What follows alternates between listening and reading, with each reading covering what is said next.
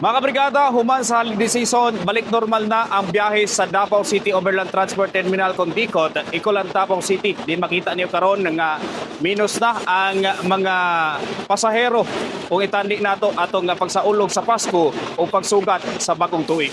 Sumala ni Dikot Manager Aisa Yuso ato sa Pasko ug unang mga adlaw sa pagsugat sa bagong tuig. Miabot sa 1,500 ka bus trips ang ilang natala. Di na nasa 80,000 ka mga pasahero ang may biyahe pa ulit sa tagsa-tagsa ka mga probinsya. Samtang gikalipay usab ni Yusob nga nahimong hapsay ug malinawon ang biyahe sa mga pasahero ug walay hulga silang seguridad. One thing lang gyud pod ang ako ang giganahan, sir, no, it's because dili siya pareha sa una nga makita jud kaayo nato ang kadaghanon sa mga pasahero tungod kay madilatar sila diri sa sulod, no, but atong panahon na maayo pod ang flow sa ato ang mga buses na accommodate jud sila kung ma-standby manggani sila kadjut lang. Kahibaluan nga adlaw Sabado ug Domingo nakasinati og pagdagsa sa pasahero ang Dikot Terminal human ang holiday season. Mapasalamaton kay kog dako sa ato ang mga partners, no, ma-local man or ma-national.